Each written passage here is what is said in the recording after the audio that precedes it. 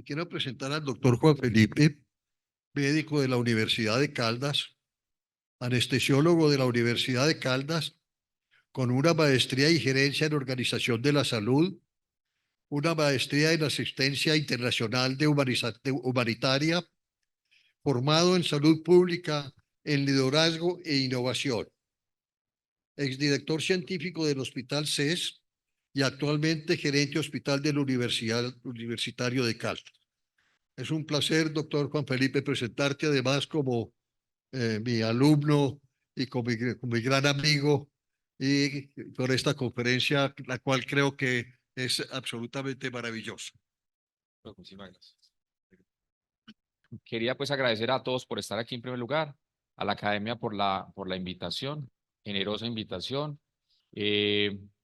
Ahorita esperamos que sea un conversatorio, vamos a mencionar algunos aspectos de lo que significa este momento, pero yo creo que el doctor Bernardo ya ha mencionado algunos de los aspectos más importantes y es reconocer el valor de la historia y que nosotros nos sintamos todos, y me encanta que hay compañeros, presidente del equipo directivo del hospital aquí, en medio de la academia. Y para mí es de lo más placentero que está ocurriendo el día de hoy, porque hacía un buen tiempo queríamos que sucediera esta sesión, este encuentro, yo diría reencuentro de la Academia de Medicina de Caldas con el hospital.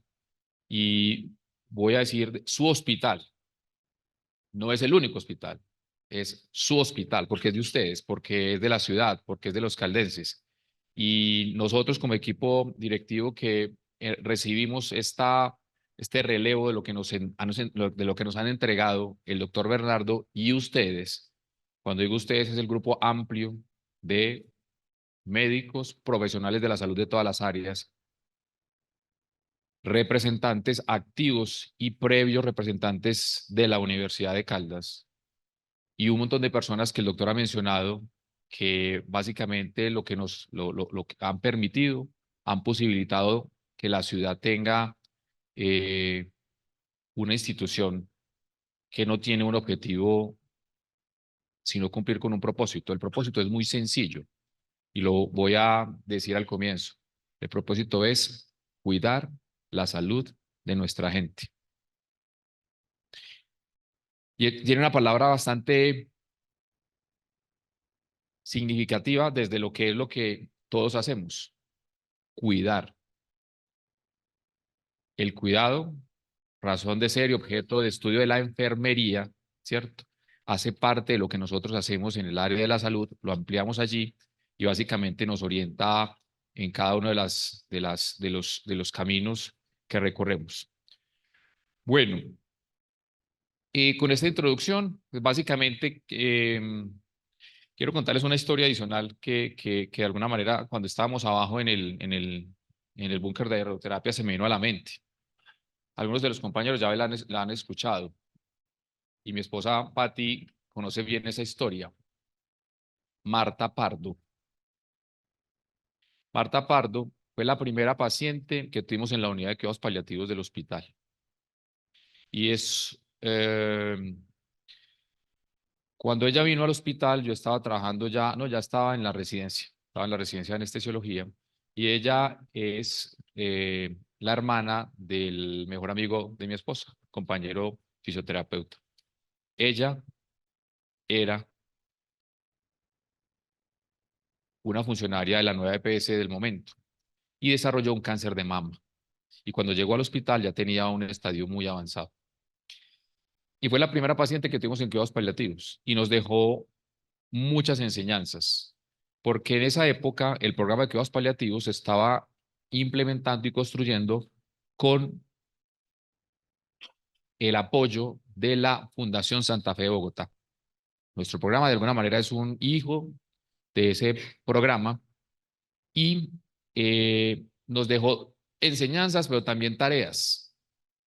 La tarea era tratar de cambiar esas historias, era tratar de cambiar para otras mujeres manizaleñas y caldenses el desarrollo de una enfermedad fatal. En cuidados paliativos nos enseñó mucho, nos enseñó mucho. Y yo recuerdo acompañarla cuando terminaba las sesiones en el quirófano y me sentaba con ella a conversar ahí en el cuarto piso, y ella como nos acompañaba en las reflexiones después de que fue la primera mujer que recibió un catéter subcutáneo aquí en el hospital. En esa época era algo que no era rutinario para la administración de la hidromorfona. Y luego cómo fue deteriorando sus capacidades y se fue apagando sin nunca dejar de sonreír. Y esa fue otra de las lecciones. Y una de las tareas que nosotros en su momento asumimos es, este hospital debe complementar y tener una unidad integral de cancerología y debe aportar, y ya la tenemos, una ruta integral de diagnóstico temprano de cáncer de mama, ¿sí? Para que además la oferta terapéutica, como la que nos menciona el doctor Munive, pueda cambiar historias. Bueno, tres elementos, tres momentos de los que vamos a dividir la charla. Un poquito de introducción, avances tecnológicos y cómo será el hospital del futuro. Quiero hacer aquí una precisión. No voy a hablar de este hospital, es el hospital del futuro. Y si aquí podemos cumplir algunas de las tareas que la prospectiva y que las tendencias nos imponen, muy bueno, pero también seguramente que las va a cumplir el Hospital Santa Sofía y el Hospital Infantil y Oncólogos de Occidente y la Clínica San Marcel.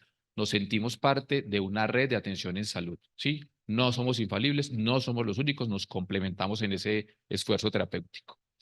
Bueno, vamos entonces a la introducción. Aquí no va a extender porque el doctor Bernardo ya hizo una introducción muy bonita, ¿cierto? Pero sí quiero enfatizar, hacemos parte de la historia. Es decir, no dejamos de reconocer todo lo que hicieron quienes lograron esto. Esta institución y tantos pacientes que se beneficiaron en su momento. Ustedes, mis profesores, nuestros profesores, que nos enseñaron en estos pasillos, en estos espacios, tantas cosas y nos retaron a continuar avanzando para el desarrollo de la institución.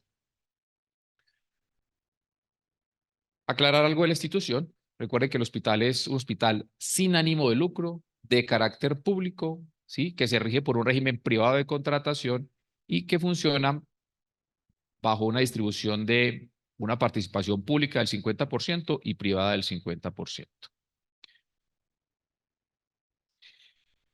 Durante este conversatorio vamos a hablar de algunos elementos simbólicos. El doctor Bernardo ya nos lo trajo y yo quiero explicar un poco qué significa este monumento y este símbolo. Y está básicamente de alguna manera explicitado aquí. En el hospital, los buenos actos nos unen. Ahora estuvimos hace un rato en la unidad integral de cancerología, en el búnker, allá a 6 metros bajo tierra en el parqueadero, ¿cierto? Y allá ocurren tratamientos muy especiales basados en el ejercicio sano y adecuado, el uso de la radiación. Hay una campaña muy bonita del Organismo Internacional de Energía Atómica que dice rayos de esperanza. Y aquí, como la unidad no se ve, vamos a correr allí para no generarle eco a los compañeros que están conectados. De alguna manera, con estos colores se simboliza el cáncer.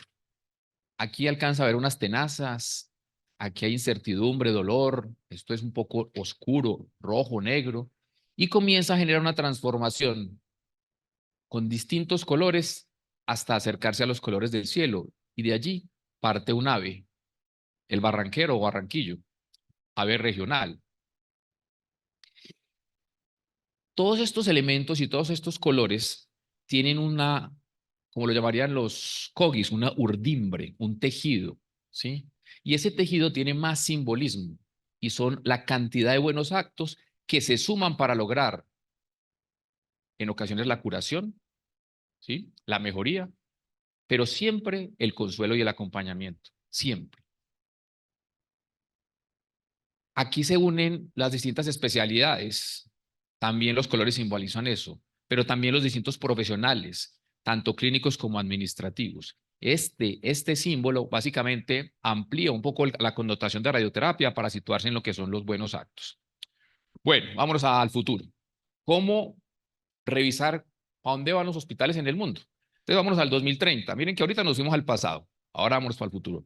Piensen que estamos en el 2030, no estamos tan lejos, ¿cierto? No estamos tan lejos. Subámonos unos años más y tal vez cuando entremos aquí a esta institución o a otra, habrá registros biométricos que nos validen nuestra identidad, ¿sí? Ya existen algunos espacios, no es muy novedoso. Pero tal vez cuando lleguen al quirófano, quienes trabajan en él, es probable que tengan que hacerse unas pruebas automatizadas de consumo de sustancias para poder ejercer una acción terapéutica. Y seguramente con un elemento robótico les va a decir cuál es el plan del día, quién es su paciente, les orientará la lista de cirugía segura, les generará un plan anestésico que les diga cuál es la mejor técnica para ese paciente y los acompañará con una ayuda cognitiva para realizar la cirugía. Es probable que el cirujano ya tenga una ayuda también robótica para la asistencia a la cirugía y mejorar su precisión, y tal vez las imágenes diagnósticas hayan sido leídas a través de un software de inteligencia artificial, para mencionar solamente algunos de los elementos. Para planificar qué va a ocurrir o cómo adaptar las situaciones para ese futuro, pues hay que estar revisando la literatura, y aquí hay muchos elementos que nos permiten anticipar de alguna manera cómo se transforman los hospitales para ese momento retador. Y a pesar de que los rankings tienen su lectura positiva y negativa, quise traer este elemento y esta frasecita un poquito provocadora: el mejor hospital del mundo. No para utilizarlo como un elemento que nos permita situarnos en una situación, en una posición superior o no. El mejor hospital del mundo para cada paciente que esté aquí, para cada profesional, para cada colaborador. Cualquiera de los hospitales debe ser el mejor hospital del mundo para esa persona, y ese es el reto. Aquí en este momento hay 220 personitas acostadas, tanto neonatos como obstetras, como gestantes, como pacientes con cáncer, como pacientes en cualquier tipo de necesidad. Esta institución y los otros debemos comportarnos como el mejor hospital del mundo, ¿sí? Para cada uno de los colaboradores deben sentir cuando colocan un pie en la mañana que vienen a desarrollar una función con vocación y que van a hacerle sentir a las personas que atienden que realmente les importa la razón por la que están allí. Eso significa, más allá de los rankings, que realmente sea el mejor hospital del mundo. Y preparado obviamente para responder cuando las situaciones contingentes ocurran. Entonces hay que estar viendo qué están haciendo los grandes. Entonces continuamente miramos qué pasa con la Mayo Clinic en términos de eficiencia operacional, o la Cleveland Clinic en términos de la experiencia y el enfoque en la medicina compasiva, ¿cierto? O el Massachusetts General Hospital con sus modelos de integralidad. El Johns Hopkins, que es un paradigma de la atención, de la navegación centrada en las personas. Toronto, en temas de imágenes diagnósticas y medicina de precisión, digamos que va a la vanguardia. Y Karolinska tiene algo bien bonito, y son esos modelos, los modelos centrados en centros de cuidado crítico. También miramos qué están haciendo los hospitales de la región para poder decir, claro, en esta experiencia conjunta crecemos colectivamente. No voy a hablar pues de los otros pues para no extendernos, pero básicamente es un ejercicio que hacemos con frecuencia. La salud como paradigma, yo sé que esto lo hemos revisado en otros momentos de la academia, ha cambiado. Ustedes las pueden leer, básicamente esa es la forma en la que el cuidado de la salud se plantea en la actualidad, y a esto vamos, a ser preventiva, atención con base molecular, curativa, mínimamente invasiva, asequible y personalizada. Entonces, esos son los grandes retos. Y este artículo ustedes nos lo compartieron precisamente hace algún tiempo en la academia, y quise traer aquí, digamos, algunos de los elementos, tal vez los más paradigmáticos de lo que para cualquier actor de salud, clínico o administrativo, debe representar cómo se adapta individualmente o cómo se adapta a una institución. ¿A qué? Cambio de la expectativa de vida, ampliamente debatido. Cambio climático, ya hablaremos un poquito de él. Nuestras ciudades, en Colombia, el 73% de los colombianos está en grandes ciudades. El long COVID, que ya se ha mencionado, la crisis de salud mental, de la que hablaremos un poco, el aumento de la incidencia del cáncer, el cambio en el concepto de salud y enfermedad, y estas herramientas también vamos a profundizar. Deje este de último, muertes por desesperación. Estuvimos en Cartagena hace como fue el año anterior, escuchando a Angus Deaton, Premio Nobel de Economía. Y él básicamente, su modelo de pensamiento y su trabajo básicamente está enfocado en lo que él llama esa espiral, esa combinación de poblaciones con bajo acceso a nivel educativo, con un estrés crónico por condiciones de vida bien difíciles y cómo recurren en esa desesperación al consumo cada vez más alto de sustancias psicoactivas o de alcohol, y esa espiral lleva a muertes por suicidio, sobredosis, ejemplos que vemos sobre todo en las grandes ciudades y que se nos convierten en otros elementos que tenemos que considerar. Ahorita esta es una fotografía nuestra, es una fotografía de una pacientica del hospital. 30, 30, 30. ¿Qué significa? Aumento del 30%, un aumento del 30% del porcentaje en incidencia de cáncer para el 2030. Pero a su vez, un aumento en la supervivencia del 30%. ¿Eso qué en números qué va a significar? Un aumento exponencial de pacientes con cáncer, con posibilidades ya curativas, ¿sí? Y los hospitales, pero sobre todo el sistema de salud, debe estar preparado para poder atender esta situación que se viene presentando y va a matizarse o a materializarse muy pronto. Bien, esta estadística, quiero que cuando yo la leí por primera vez, está en el documento que vemos ahorita, me llamó mucho la atención, porque pues está reportada desde la revista, en Nature está también en este medio, y uno dice, ¿será cierto que el 58% de todas las enfermedades conocidas pueden empeorar por el cambio climático? Y alguna vez con algunos estudiantes empezamos a hacer análisis y encontramos que sí, que realmente hay impactos directos e indirectos por esta situación. Nosotros siempre pensamos en hambruna, también en incendios, pero realmente cuando hay un incendio, y lo hemos visto, lo vimos recientemente, no nos había tocado de manera tan intensa, la calidad del aire empeora, y la calidad del aire empeorada, pues obviamente afecta y altera muchas enfermedades. Cambio climático. El número, simplemente para mencionarlo, creo que esto se ha tratado profundamente y es, por primera vez hace 2 años, el gobierno de los Estados Unidos decidió crear una línea exclusiva para atender los intentos de suicidio, además del 911. O sea, es tan dramático y tal la elevación de casos de intento y de suicidio materializado que hay una línea exclusiva para hacerlo. Los hospitales deben estar preparados y tenemos que conciliar, obviamente, lo que nosotros estamos haciendo en las instituciones con todos los elementos de telemedicina. Bueno, ¿qué significa esta pirámide, esta pendiente? La salud debe estar en todos los escenarios, ¿sí?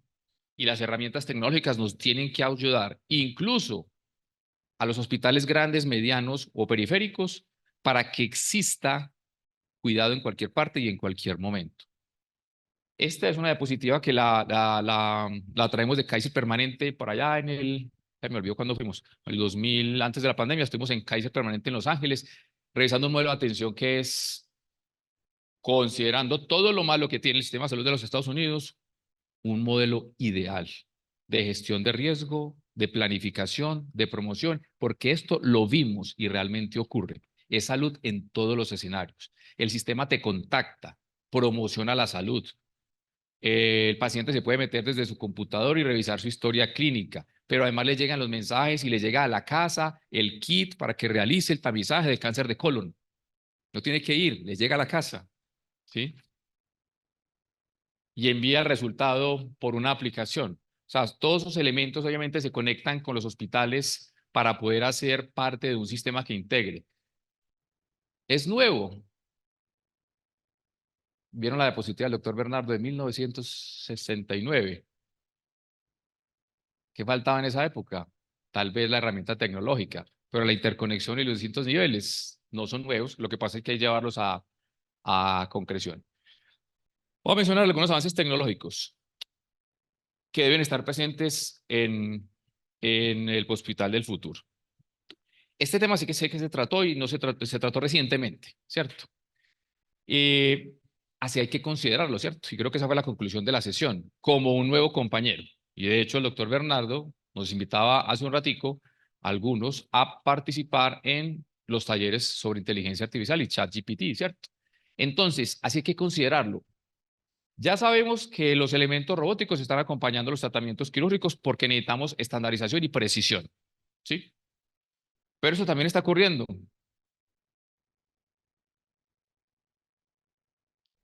Al doctor Campoliedo le va a gustar mucho. Es una realidad. Es una realidad y por eso básicamente lo que hacen estos software es acompañar y magnificar el trabajo y aumentar la precisión de muchos de los profesionales de la salud, en este caso los radiólogos, ¿cierto? Es básicamente, este es uno de los médicos que más trabaja en el tema de la atención futurista. Y miren esta. Tiempo de reporte de patología de una muestra o de una placa oncológica. 1/4 de segundo. ¿Quién lo hace? ASRA, que es un desarrollo tecnológico que básicamente puede hacer esas lecturas. Pero miren el impacto. ¿Qué pasa en esta ciudad? Ustedes bien lo saben. Un reporte de patología, una muestra patológica, se nos puede demorar el procesamiento 3 a 4 semanas, ¿cierto? Pronto, y con el mejor esfuerzo que hace el doctor Pava, el doctor Guarnizo, porque ahí hay una tarea muy importante de los centros para poder ayudarnos. Pero también por el volumen. Si estuviéramos en Medellín o en Cali, otras ciudades, ese procesamiento podría hacerse en una semana, en una semana. Y ustedes saben lo que ocurre cuando los días de reporte se acortan y los tratamientos pueden comenzar más tempranamente. Entonces ahí también hay un apoyo bien importante. Pronto reconocen a este señor, ¿alguien lo reconoce? Ese es el director o como se llama ahorita el CEO de Google. ¿Y qué tiene que ver Google con nosotros en este momento? Valoración automatizada de patología a través de la retina. Él es de la India y desarrolló un proyecto, básicamente están haciendo un proyecto de toma de imágenes de retina en Bangladesh y en la India. Y cogieron todas esas imágenes que estaban midiendo, miles de imágenes, no recuerdo el número, era muy alto, y comenzaron a hacer un procesamiento y análisis de las imágenes y encontraron que cuando cruzaban variables con las imágenes de la retina, veían esto, que las imágenes retinianas podían predecir un infarto, un evento coronario con precisión, con altísima precisión. Y entonces, pues desarrollaron precisamente eso, un escáner ocular, que básicamente lo lanzó Google, que permite, de acuerdo a las imágenes del fondo de ojo de la retina, predecir un evento coronario con cierta precisión. Ahí va avanzando el desarrollo de ese software, pero es algo que precisamente ese tema de tecnologías permiten avanzar. Bueno, ¿alguien se ha montado a esa montaña rusa de los que están aquí? ¿Dónde es? En el Parque del Café. Les cuento otra historia ahí porque yo sé que hasta ahora comienza uno a... Estando con mi hijo, él no quería montar en la montaña rusa, ¿cierto? La montaña rusa tiene una pendiente impresionante y una bajada. Y entonces yo le decía, oiga, Alejo, eh, papá, es que yo no me quiero montar en la montaña rusa. ¿Pero por qué? A eso vinimos, ¿no? No, es que yo le tengo mucho miedo a la subida. Y yo le decía, pero a la subida, le tendrás miedo a la bajada. No, no, no, no, a la subida. Porque es que cuando uno va subiendo, no sabe qué sigue.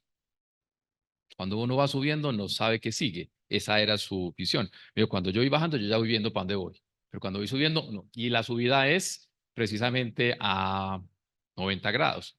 Entonces, esta analogía la utilicé, o esa historia de Alejo, para hablar de esto, Singularity.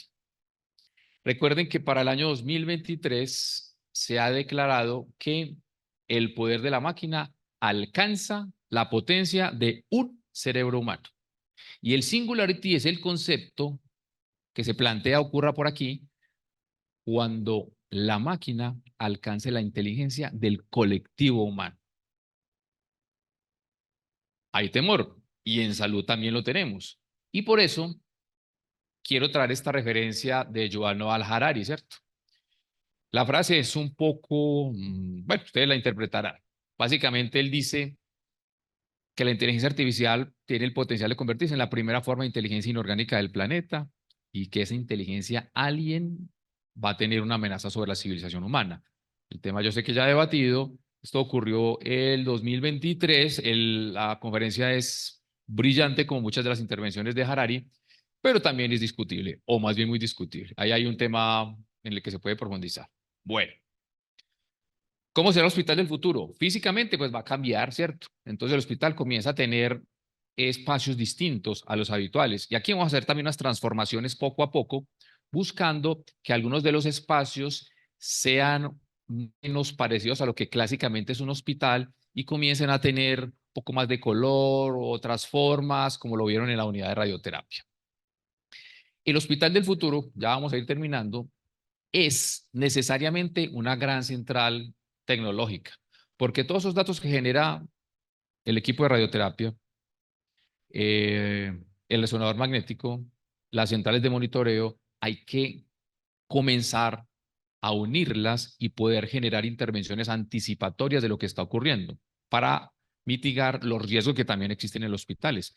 Recuerden que el 10% de las personas, ojo con esto, el 10% de las personas que entran por un hospital entre 1 y 10 en el mundo sufren un evento adverso, no relacionado con la razón por la cual vinieron. Entonces también hay que hacer gestión del riesgo.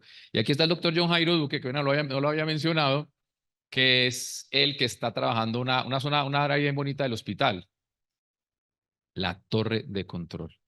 La torre de control está ubicada aquí o allí, en el quinto. Y básicamente es una central de comando central, de comando de información que nos permite en tiempo real, porque es en tiempo real saber cómo está ocupada la institución, cuántos pacientes están en urgencias, cuántos llevan esperando cada uno de ellos, cuántos pacientes están esperando en la admisión de obstetricia, qué paraclínicos llegan, ¿será que hubo algún tipo de reporte crítico? ¿El radiólogo leyó algo que deba ser intervenido inmediatamente? Esa central de monitoreo ya existe y John Jairo la está desarrollando junto con el equipo para poder cumplir con interconectar las áreas y que las redes asistenciales permitan tomar decisiones, llamémoslo, en tiempo real. Bueno, segundo elemento de lo que es el hospital del futuro. El paciente se integra en su proceso de salud. Es un tema que yo sé que se ha debatido ampliamente en la academia. Avanzamos precisamente en que la decisión informada y la decisión del paciente sea cada vez más valorada para poder que su proceso de atención se ajuste a sus expectativas y necesidades. Y esta es pues una paradoja. El hospital del futuro se deshospitaliza. Tratamientos, procedimientos, eh, estancias que eran clásicamente intrahospitalarias, lo dejan de ser. Entonces la quimioterapia puede realizarse en el domicilio. Esto es una foto real de la Mayo Clinic de Rochester. Y también muchos pacientes, miren que nosotros ya estamos avanzando a reemplazos articulares. ¿Recuerdan cuando comenzaron los reemplazos articulares, cómo era ese tipo de cirugía de la recuperación? Ahora los pacientes deambulan y se van para casa el mismo día. Algunos de ellos, ¿cierto? Pero ese es un cambio en ese paradigma. eh, una apendicectomía, un paciente después de una apendicectomía o de una colecistectomía o de una histerectomía laparoscópica, se va para su casa, ¿cierto, Olguita? Cuarto, se reorganizan los procesos asistenciales. Entonces, ahí hay un cambio que a veces no ha sido tan sencillo de manejar. La unidad integral de cancerología, para poder desarrollar el modelo, tuvimos que revisar muchos referentes. Uno de ellos fue, y lo sigue siendo, el MD Anderson. O sea, nosotros se ha estudiado mucho e incluso todavía la doctora Paola Ruiz se sienta con personas del MD Anderson, lo hizo recientemente para revisar cómo es que ellos desarrollan los centros de cuidado clínico. Para hacer real eso de que el proceso de tratamiento es alrededor del paciente. Pongo un ejemplo. Tenemos una lesión oncológica en cara. Entonces, puede haber una perspectiva desde el cirujano de cabeza y cuello, puede haber otra desde el otorrino, puede haber otra desde el cirujano oncológico, puede haber otra desde el maxilo. ¿Y qué hacemos? Navegamos alrededor del paciente, es decir, se centraliza esa atención para definir en qué momento se requieren las intervenciones, o mejor aún, y eso no es nuevo, se establecen y se toman las decisiones en un comité donde participen todos. Eso es básicamente un centro de cuidado clínico. ¿Cuántos años puede llevar el Comité de Tumores de la Universidad de Caldas? 30 años, ¿cierto?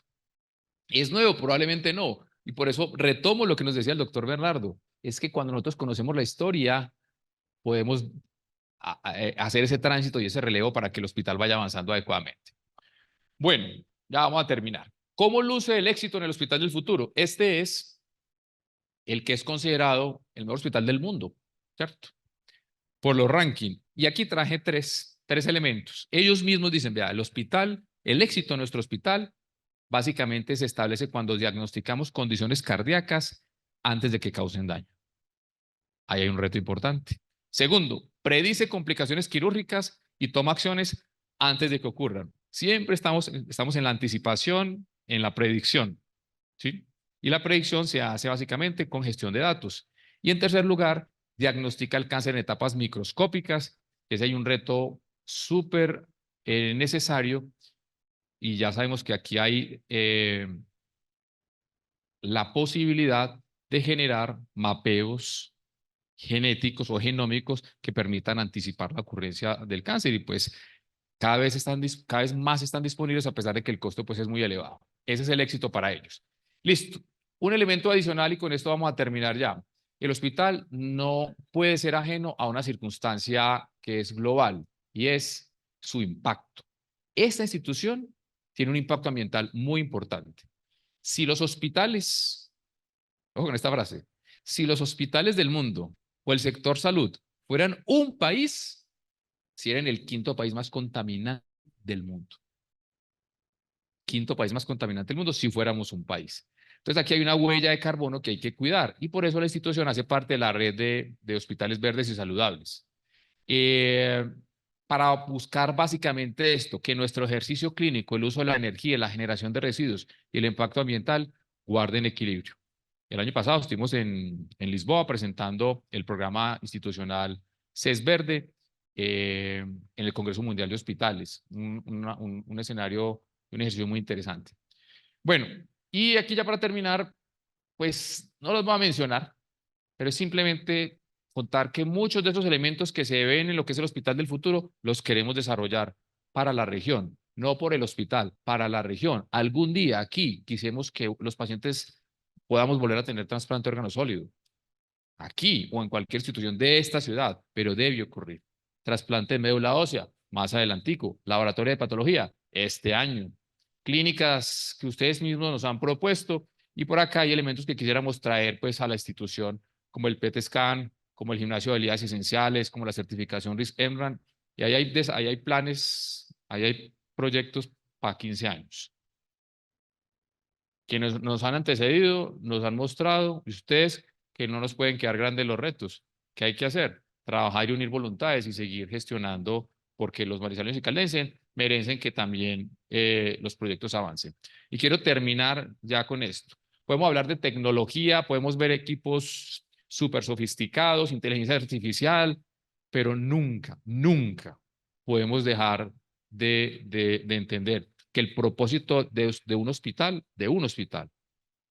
se cumple si realmente nosotros nos centramos en qué es lo que necesita cada persona, ¿sí?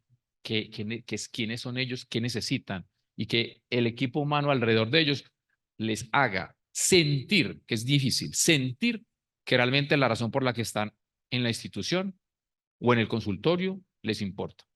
Porque precisamente ese es el ser humano el que genera el valor en la atención. Me encanta que aquí haya aparecido el logo de la universidad, está en esta presentación, porque pues consideramos y tenemos profundas raíces que nos unen. Y esta es la última imagen. Y la frase la escogimos para resignificar esto. Un trabajo en equipo que debe continuar. Quiero finalizar diciendo eso. Este es un momento para nosotros como hospital de mucha alegría y de motivación. Tener aquí a los miembros de la Academia de Medicina de Caldas, para nosotros es un orgullo. Ustedes son los protagonistas. Lo que básicamente era la ocasión de hablar del Hospital del Futuro y invitarlos acá era precisamente una bonita excusa para tenerlos aquí más cerca. Este es un hospital, repito, de ustedes, de los manizaleños y los caldenses, sin ánimo de lucro, que básicamente tiene un propósito que se complementa con los demás. Y la academia nos ayuda en ese propósito. Darle las gracias por habernos acompañado hoy y pues quedamos atentos a cualquier comentario, pregunta, inquietud. Y ojalá que este que este propósito que pusimos aquí al final se pueda dar de hoy en adelante o se siga dando básicamente. Es esa cercanía que queremos tener con todos los actores del sector salud, la universidad entre ellas y por supuesto la Academia de Medicina de Caldas. Muchas gracias.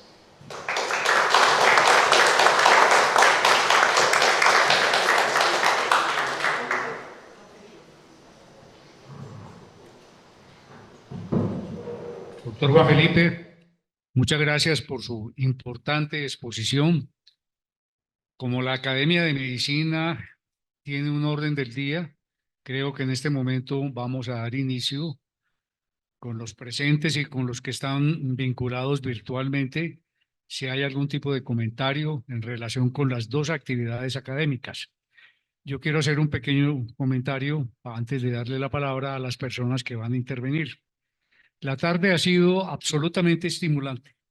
Desde el momento del recorrido y estas dos presentaciones académicas ratifican lo que es la verdadera esencia del acto médico, la unión armónica entre ciencia, tecnología, humanismo, eficiencia y eficacia administrativa ante un acto médico que debe ser cada vez de mayor calidad,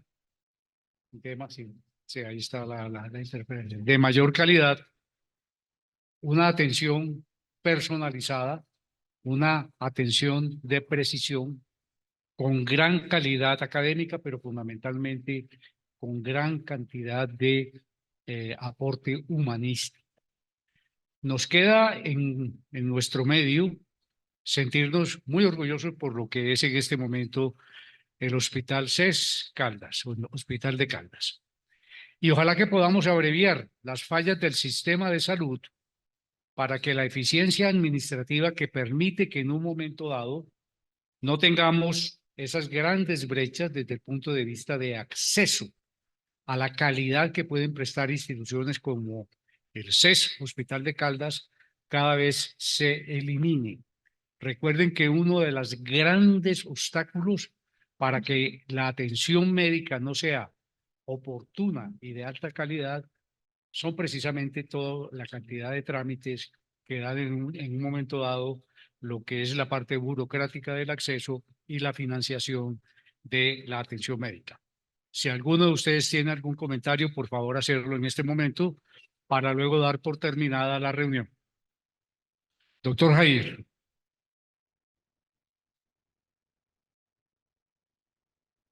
Muy complacido, doctor Luis Felipe, Juan Felipe, con esta conferencia suya. Yo diría que por fin oímos unas palabras, unas frases, unos contenidos bien integradores, bien humanistas. Usted dice que quiere estar con la Facultad de Medicina, con la universidad, con la Academia de Medicina, con los demás hospitales. Y eso son palabras especialísimas. Eso no lo oíamos. Muy complacido con eso y muchas felicitaciones y por todo lo demás que nos ha dicho. De otro lado, quería preguntarle, en medio de todo esto, ¿cuáles son los cuidados paliativos del 30? ¿Cómo van a quedar? Muchas gracias.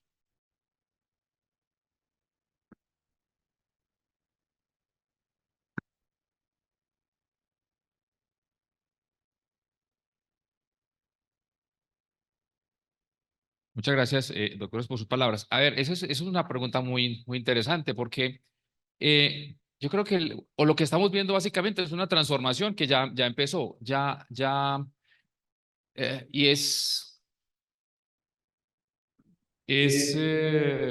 digamos que tiene sus perspectivas.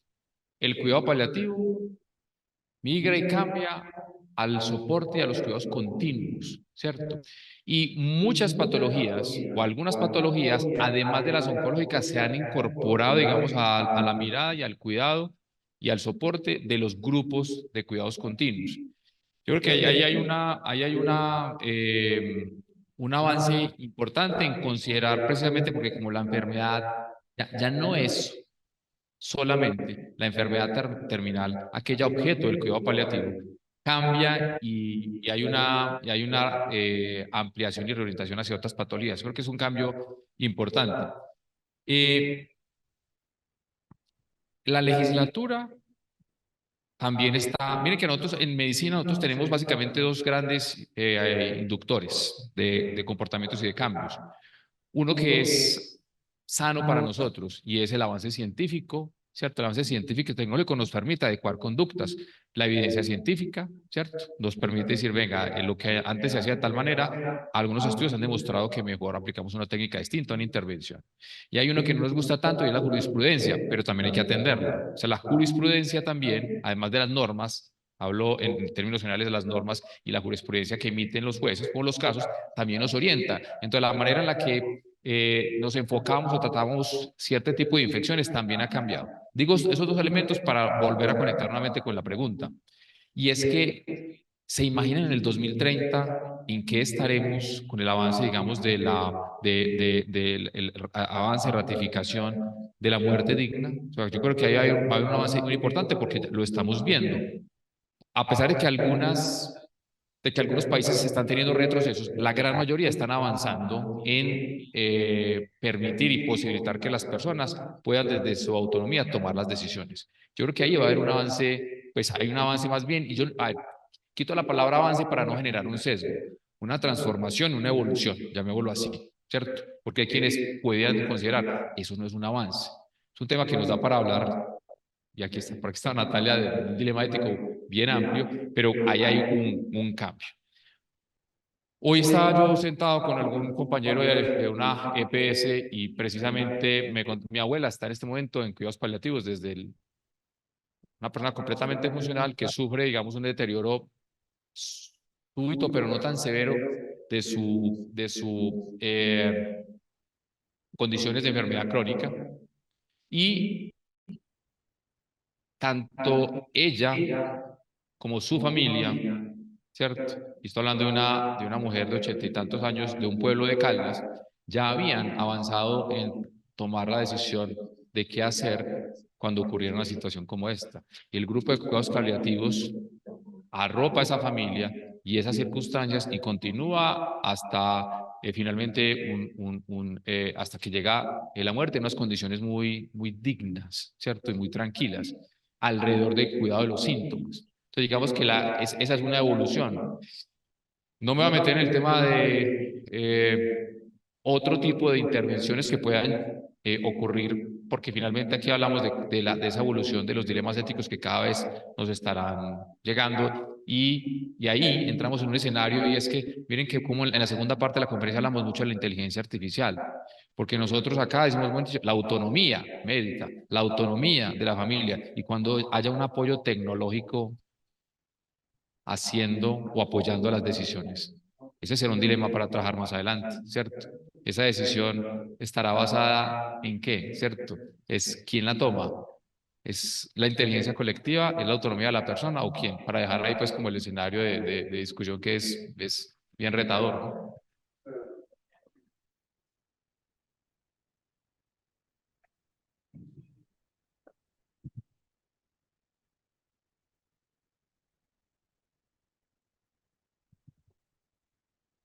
Buenas noches a todos. Doctor, ¿usted cree que la inteligencia artificial algún día va a reemplazar el ojo clínico de los que nos gusta examinar al paciente y después de tener experiencia de ver 70.000, 80.000 pacientes que con una atención personalizada lo puede llegar a hacer?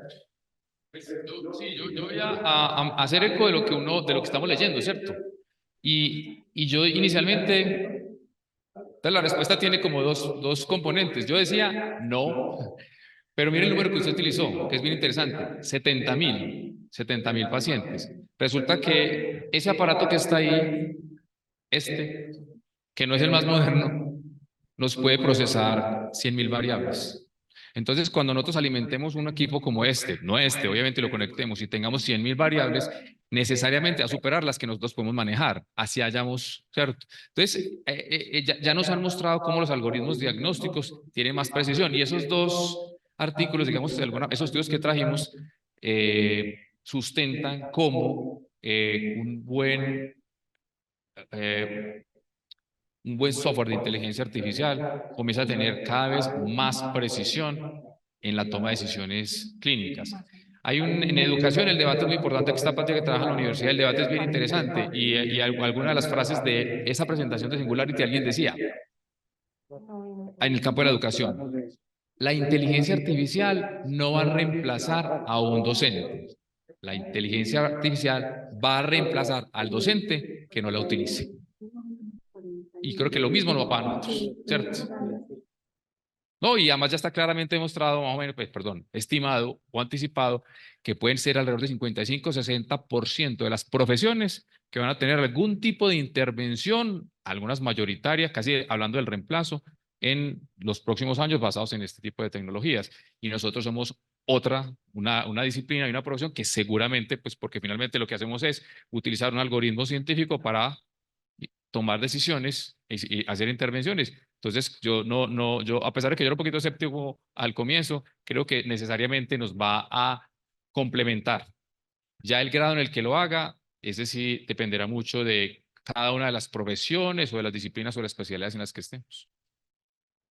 Ya hay robots que hacen intubación, ¿cierto? Existen robots que hacen la intubación, pero esa pues va a ser más compleja de contar con ella, pero probablemente hacer una valoración semiológica, una inspección y una auscultación, ya sabemos que eso sí hay elementos que lo pueden hacer de manera más sencilla. Nosotros, y lo vieron ahí en los objetivos, tenemos y vamos a desarrollar un área de inteligencia artificial dentro los sistemas de información y perdón, dentro del área de sistemas de información y tecnologías del hospital. Pues completamente necesario adaptar la situación también a la llegada de esas tecnologías. Además, para poder zanjar anticipadamente, para poder tratar de anticipar anticipadamente los dilemas éticos que se van a presentar.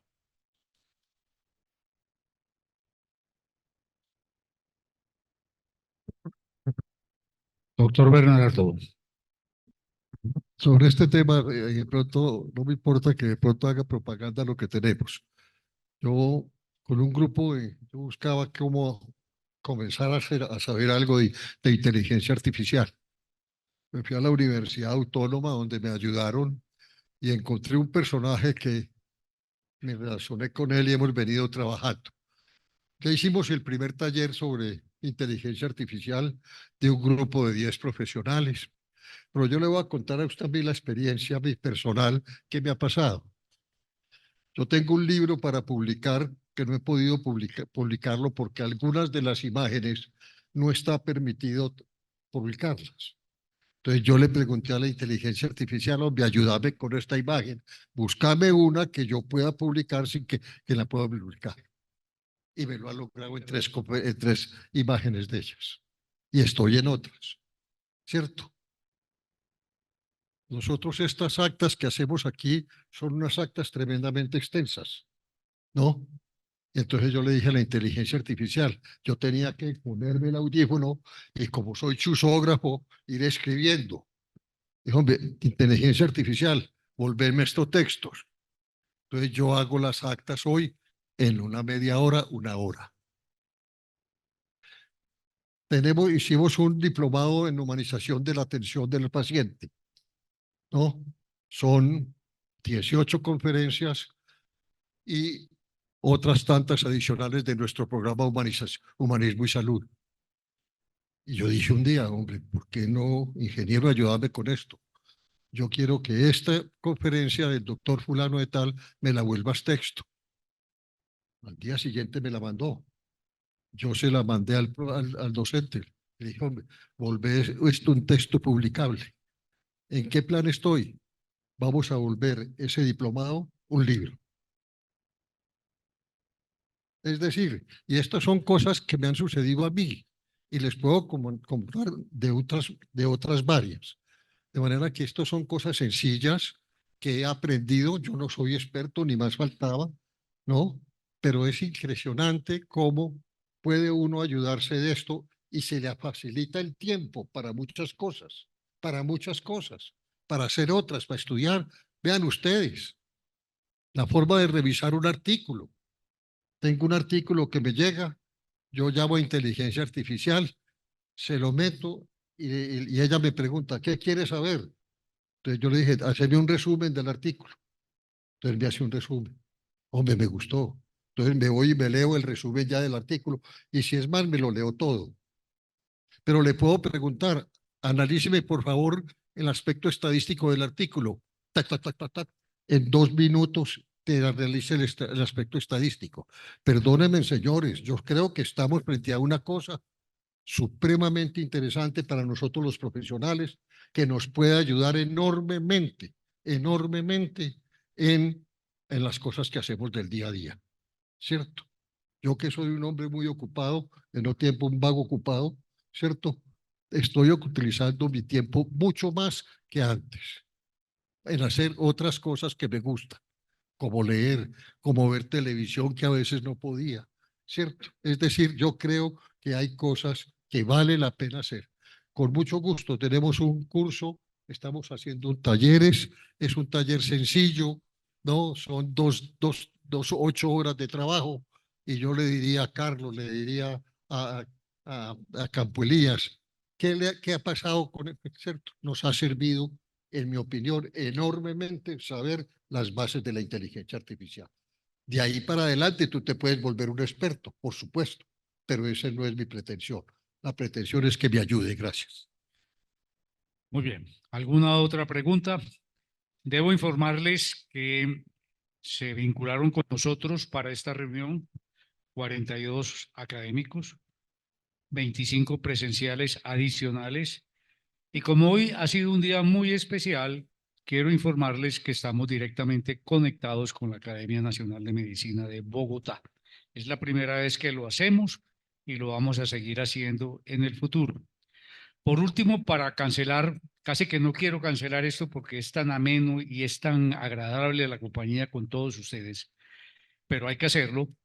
Quiero decirles que la Academia de Medicina de Caldas tiene a la disposición lógicamente, el grupo de profesionales del Hospital CES de Caldas, todo el material didáctico, entre ellos los diplomados que el doctor Bernardo acaba de hacer alusión.